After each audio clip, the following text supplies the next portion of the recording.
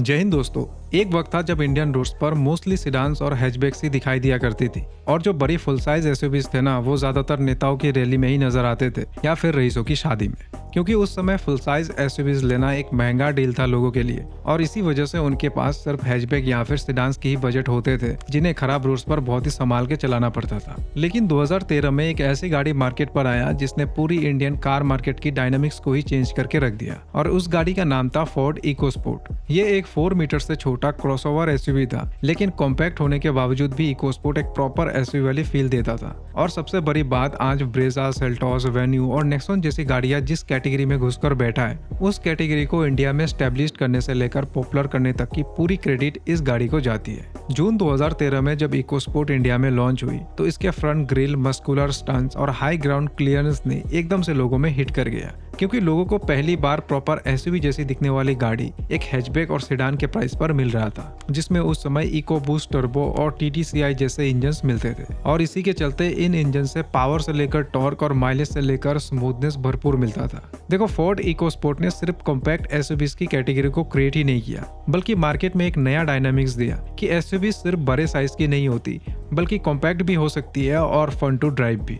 पर सवाल यह है कि इकोस्पोर्ट ने आखिर ऐसा क्या किया जो उस समय के बाकी ब्रांड्स नहीं कर पाए। इस वीडियो में हम फोर्ड इकोस्पोर्ट की हिस्ट्री को एक्सप्लोर करेंगे और जानेंगे कि फोर्ड ने ये सेगमेंट कैसे क्रिएट किया, और हम इकोस्पोर्ट की उन बेस्ट फीचर्स के बारे में भी बात करेंगे जो लोग आज भी मिस करते हैं। और सबसे बड़ा सवाल, अगर फोर्ड इंडिया में वापस आए तो इकोस्पोर्ट का क्या रोल होगा। तो आओ शुरू करते हैं वीडियो को। लेकिन उससे पहले मैं आप सभी से एक रिक्वेस्ट करूंगा कि अगर आप इस चैनल पर नए हैं तो प्लीज चैनल को सब्सक्राइब करें, क्योंकि इससे हमें ऐसी वीडियोस बनाने में बहुत मोटिवेशन मिलता है। सो फोर्ड इकोस्पोर्ट की एक्चुअल कहानी शुरू होती है 2006 में, जब हमारे इंडियन गवर्नमेंट ने एक नया टैक्सेशन रूल को इंट्रोड्यूस किया था स्पेशली पैसेंजर कार मैन्युफैक्चरर्स के लिए। इस रूल के अकॉर्डिंग अगर कोई पैसेंजर कार 4 मीटर से छोटी होती है और उसमें 1200 सीसी के पेट्रोल या फिर 1500 सीसी की डीजल इंजन का इस्तेमाल किया जाता है, तो ऐसी पैसेंजर व्हीकल्स में एक्साइज ड्यूटी 20% से रिड्यूस होकर सिर्फ 8% हो जाएगा। इस 4 मीटर रूल को इंट्रोड्यूस करने के पीछे गवर्नमेंट का मेन मोटिव था अफोर्डेबल और फ्यूल एफिशिएंट कार्स प्रमोट करना, जो अर्बन और रूरल दोनों एरियाज में डिमांड को फुलफिल कर सके।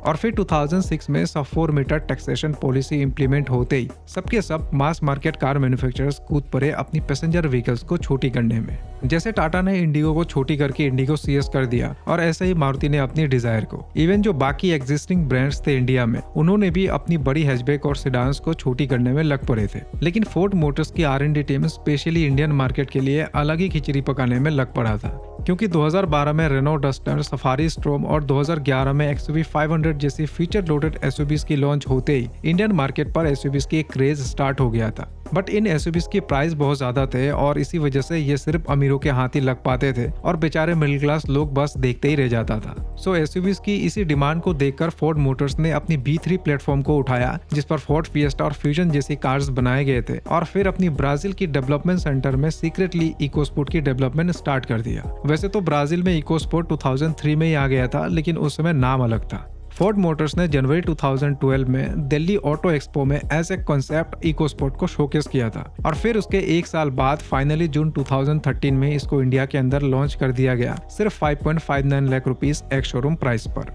2012 की ऑटो एक्सपो में जब इकोस्पोर्ट का फर्स्ट अनवील हुआ तो लोग स्टन हो गए थे देखते ही, क्योंकि ये दिखने में एक बड़ी एसयूवी जैसी थी, लेकिन इसका प्राइस एक हैच या फिर सेडान जैसा था। और सबसे बड़ी बात, फोर्ड ने इकोस्पोर्ट को 3 इंजन ऑप्शंस में लॉन्च किया था। 1.5 litre naturally aspirated 4 cylinder petrol engine जो 110 bhp की पावर और 140 न्यूटन मीटर की टॉर्क देता था।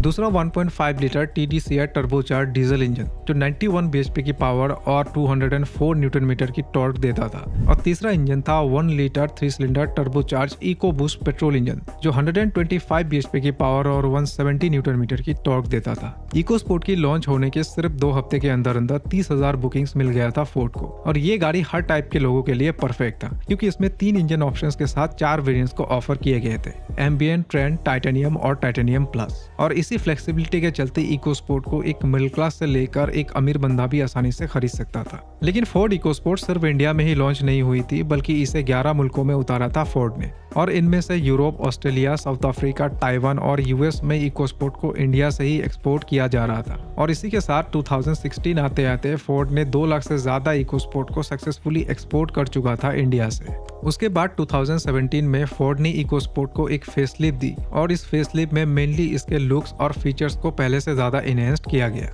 जैसे 8 इंच की touch screen infotainment system, projector headlamp with LED DRL. Even इसके डैशबोर्ड में भी फोर्ड ने छोटे छोटे बहुत से चेंजेस किए थे, लेकिन सबसे बड़ा अपग्रेड था इसका नया 1.5 litre dragon series petrol engine with new 6 speed automatic torque converter. और फिर ऐसे ही 2018 में एस वेरिएंट, 2019 में थंडर एडिशन और 2021 में ऐसी वेरिएंट को ऐड किया गया। बट फोर्ड ने एक गलती ये किया कि वो हर एक बार कुछ ना कुछ फीचर्स किसी न किसी वेरिएंट्स में से हटाते गए, और उसके बाद 2021 में क्या हुआ वो आप सभी को पता है। लेकिन जाते जाते फोर्ड इकोस्पोर्ट ने वो काम करके गया कॉम्पैक्ट एसयूवी सेगमेंट में, जिसके चलते आज हम इंडियंस को वैल्यू फॉर मनी प्रोडक्ट हर एक बजट में इजीली देखने को मिल जाता है। और इसी वजह से आज भी इकोस्पोर्ट को सेकेंड हैंड मार्केट में एज ए फर्स्ट प्रेफरेंस के तौर पर देखी जाती है, और बहुत ज्यादा डिमांड है इस गाड़ी की। सो अभी तक हमने जाना इस गाड़ी की हिस्ट्री के बारे में और कैसे इसने इंडिया के अंदर एक नया सेगमेंट का जन्म दिया, जहां आज टोयोटा से लेकर ह्युंडई और टाटा महिंद्रा जैसे ब्रांड्स घुसे पड़े हैं। लेकिन यहाँ पर सवाल ये है कि फोर्ड इकोस्पोर्ट ने ऐसा क्या कर दिया जिससे ये इतना फेमस है इंडिया के अंदर,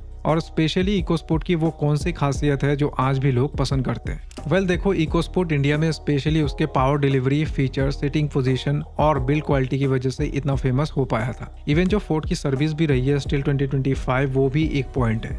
तो आओ अब बात करते हैं इकोस्पोर्ट की कुछ स्पेशल यूएसपी के बारे में, जो आज 10 से 15 लाख वाली गाड़ियां भी नहीं दे पाती है। और हाँ, ये सभी फीचर्स इकोस्पोर्ट्स की ओनर्स के द्वारा बताया गया है। नंबर 1 ऑब्वियसली इसका 1.5 litre TDCI diesel engine. Ford का 1.5 litre TDCI diesel engine Indian market में सबसे रिलायबल, फ्यूल एफिशिएंट और पावरफुल डीजल इंजन में से एक माना जाता है आज भी। ये इंजन परफॉर्मेंस, रिफाइनमेंट और माइलेज का परफेक्ट बैलेंस ऑफर करता था। इस इंजन में टर्बो लेग बहुत ही कम था, और साथ ही 215 Nm की टॉर्क सिर्फ 1750 RPM पर ही जनरेट होने लग जाती थी, जिससे ये इंजन तगड़ा लो एंड टॉर्क निकाल पाता था। हाँ, इसके फर्स्ट जनरेशन के अंदर कुछ लोगों को क्लच हार्ड फील होती थी in compare to other cars, लेकिन बाद में इसे भी फिक्स कर दिया गया था। इवन जो इसके ड्रैगन सीरीज के 1.5 लीटर पेट्रोल इंजन थे ना, वो भी अपने आप में एक सेगमेंट किलर ही था। Number 2 build quality. चाहे ब्रेजा ले लो, XUV 300 ले लो या फिर Renault Duster, EcoSport build quality के मामले में इनसे हमेशा आगे था, क्योंकि इकोस्पोर्ट में मटेरियल इनसे काफी ज्यादा प्रीमियम था, और ये गाड़ी अंदर से भी प्रीमियमनेस के साथ फिट एंड फिनिश में भी हमेशा एक स्टेप ऊपर ही रहता था। Number 3 driving dynamics. देखो, फोर्ड इकोस्पोर्ट के जितने भी ओनर्स हैं, उनसे अगर आप इसको खरीदने के पीछे रीजंस पूछोगे ना, तो वो सबसे पहले ड्राइविंग डायनामिक्स की ही बात करेगा।